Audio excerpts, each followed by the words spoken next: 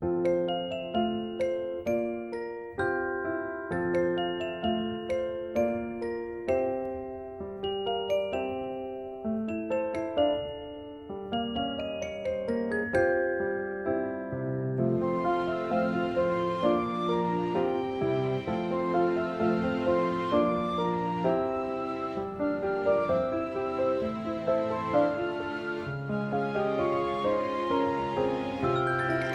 video kali ini aku bakal ngebahas tentang standarisasi jaringan komputer.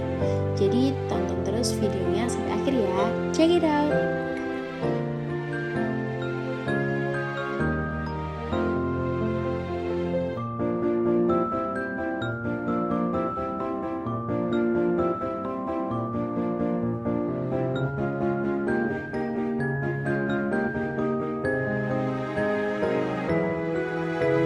Pengertian standarisasi jaringan. Standarisasi jaringan merupakan sebuah aturan atau ketentuan yang diharuskan untuk dipatuhi oleh setiap brand. Standarisasi ini bisa disebut juga aturan lain untuk jaringan komputer. Contohnya seperti saat kita membuat kabelan atau clamping UTP. Kita harus mengikuti standarisasi untuk membuat sebuah kabelan, karena jika tidak sesuai dengan standarisasi yang ada maka kabelan sudah pasti tidak bisa digunakan. Banyak sekali macam-macam standarisasi jaringan. Yang pertama, ISO merupakan International Organization for Standardization, yaitu sebuah organisasi internasional yang bertugas untuk menetapkan standar atau ketentuan yang berada di bidang industrial dan komersial seluruh dunia. Kedua, ada TIA, Telecommunication Industry Association, merupakan organisasi yang bekerja sama dengan Electronical Industry Association. Mereka bekerja sama di bidang industri perkabelan. Ketiga ada IEEE atau Institute of Electrical and Electronic Engineer, merupakan organisasi internasional yang bertujuan mengembangkan teknologi untuk meningkatkan derajat kemanusiaan. Yang keempat ada ITU, International Telecommunication Union, atau itu merupakan organisasi yang bertujuan untuk mengatasi masalah telekomunikasi internasional.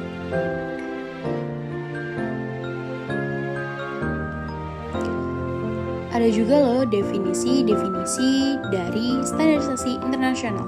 Yang pertama ada OSI, yaitu model referensi yang diciptakan dari sebuah kerangka yang bersifat konseptual.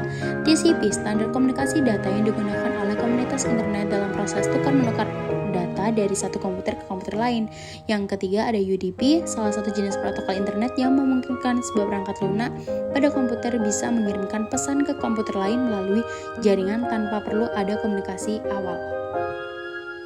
Nah, ini merupakan layer atau OSI versus TCP/IP. Bisa dilihat ya teman-teman.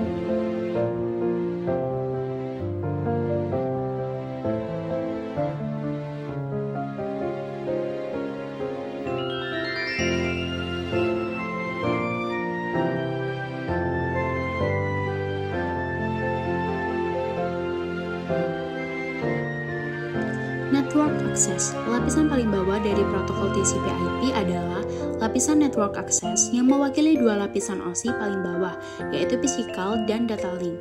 Lapisan Network Access ini mendefinisikan bagaimana cara mengakses lapisan fisik sebuah jaringan termasuk pengendalian kesalahannya atau error detection dan error recovery.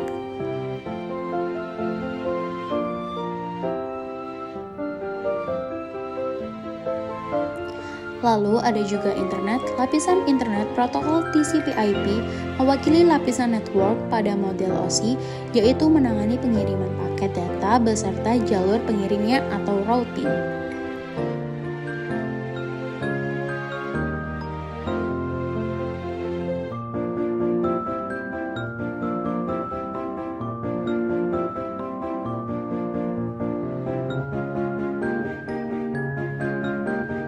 Lalu ada transport layer, adalah cara untuk melakukan pengiriman data host to host.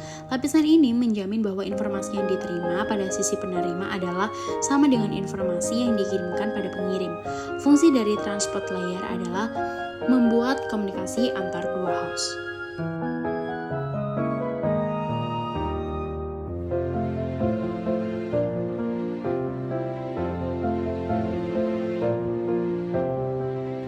Application.